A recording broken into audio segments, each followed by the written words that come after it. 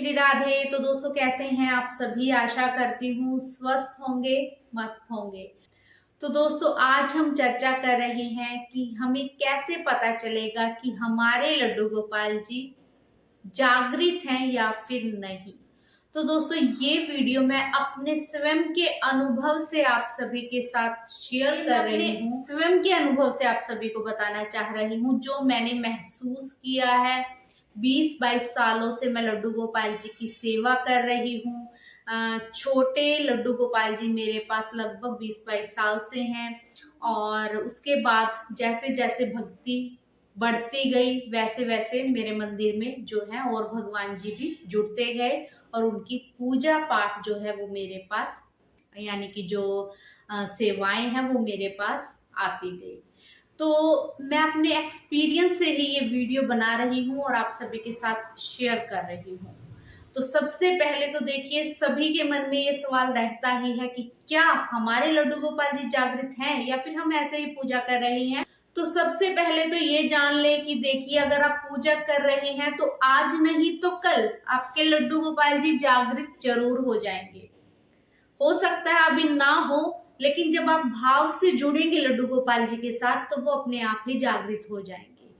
तो कैसे पता चलता है हमारे लड्डू गोपाल जी जागृत हैं या नहीं? तो सबसे पहले तो आपको भाव से जुड़ना होगा लड्डू गोपाल जी की सेवा करने के लिए। तो जब आप भाव से जुड़ेंगे यानी कि भाव से उनकी सेवा करेंगे, तो भाव से सेवा कैसे की जाती है? जैसे कि छोटी छोटी वस्तुओं का ध्यान आपको रखना होगा। ठाकुर जी के खान पान से लेके उनकी वस्त्रों का ध्यान रखना है, मौसम के अनुसार उन्हें वस्त्र पहनाने हैं। या फिर जैसे आप शयन करवाएंगे तो उनके शयन का ध्यान आपको रखना है, गर्मी में गर्मी का, सर्दी में सर्दी का। तो इस तरीके से जैसे जैसे आपके भाव ठाकुर जी के साथ जुड़ते जाएंगे, सेवाएं बढ़ती जाएंगी, आपका ध्यान प्रभु में होता जाएगा, तो ठाकुर जी अपने आप ही जो है वो जागृत हो जाएंगे। क्योंकि देखिए कहा जाता है कि पत्थर को भी जब आप पूजते हैं तो वो भी भगवान बन जाता है। तो बस यही है कि सेवाएं और आपके भाव अगर जुड़े होंगे ना तो अपने आप ही आपके जो श्री विग्रह हैं वो जागृत हो जाएंगे। तो पता कैसे करें कि जागृत हैं या नहीं है?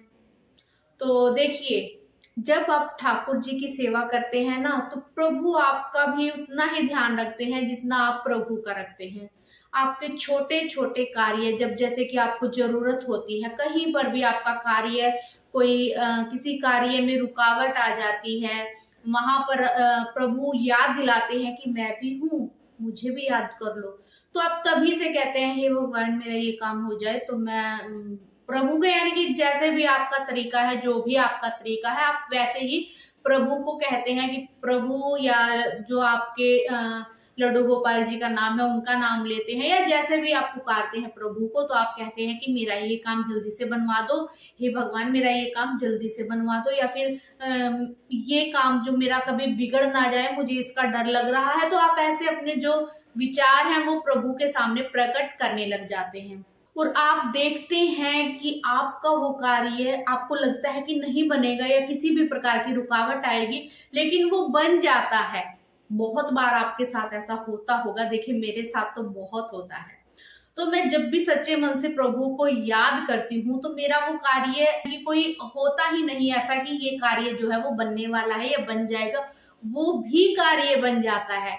वो ठाकुर जी के जागृत होने का ही सबूत है। तो इस बात का आप ध्यान रखिए कि आपकी ठाकुर जी आपकी सुन रहे हैं तभी आपका वो कार्य बना है। या फिर आप कहीं पर भी जैसे कि कहा जाता है कि ठाकुर जी हमारे जो लड्डू गोपाल जी हैं वो वहीं पर निवास करते हैं जहां पर धन धान्य लक्ष्मी जी रहती हैं, धन धान्य भरपूर हो, या तो ठाकुर जी के आने के बाद धन धान्य की वहां पर मौज हो जाती है, या फिर ठाकुर जी अपने आप पहले वहां पर धन धान्य की बहुत अच्छे से यानी कि कमी को पूर्ण कर देते हैं और फिर आते हैं वहां पर।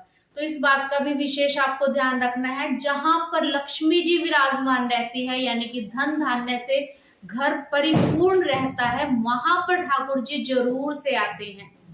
तो एक ये हो गया है कारण। दूसरा, जहां पर दूध दही माखन कभी समाप्त ही नहीं होता, आपने देखा होगा बहुत सारे ऐसे घर हैं जहां पर दूध, दही, घी, माखन की इतनी मौज रहती है, आगे से आगे जो है भरे रहते हैं उनके घर।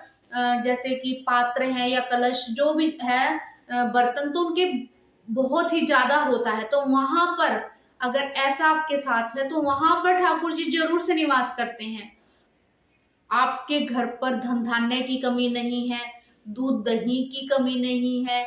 आप कोई भी कार्य करने जाते हैं, प्रभु को याद करते हैं, प्रभु आपकी सुन लेते हैं।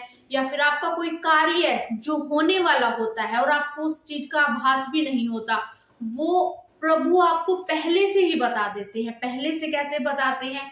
या तो आपको ऐसा आभास होगा कि आपका ये कार्य होने वाला है, या फिर भगवान जी आपके स्वप्न में आके, जरूरी नहीं है कि वो स्वयं अपने स्वरूप में आपको दिखे, हो सकता है वो किसी और मनुष्य के रूप में भी आपको दिख करके और बता देते हैं कि तुम्हारा वो जो कार्य है वो बनने वाला है। या स्वप्न इस प्रकार का आपको दर्शाएंगे कि आपको दिखेगा कि वो कार्य आपको होने वाला है, जबकि आपको उस कार्य के बारे में कुछ नहीं पता होता कि आपके जीवन में ऐसी घटना भी घटने वाली है, आपको कुछ नहीं पता होता, लेकिन आपको स्वप्न में ऐसा दिखाई देता है।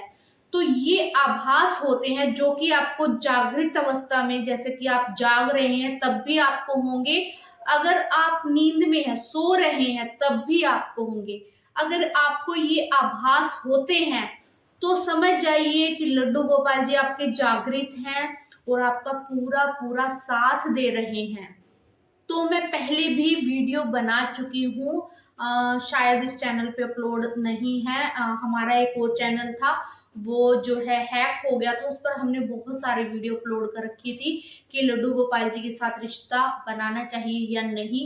अगर आपने भी लड्डू गोपाल जी के साथ, अपने ठाकुर जी के साथ कोई रिश्ता बनाया है, जैसे कि आपने उनको पुत्र माना है या फिर आपने उनको सखा माना है, भाई माना है, जो भी जिस भी रूप में आप ठाकुर जी को पूज रहे हैं, अगर आपने वो रिश्ता बनाया है तो ठाकुर जी उस रिश्ते को बहुत अच्छे से निभाते हैं। इस बात का आप ध्यान रखिएगा।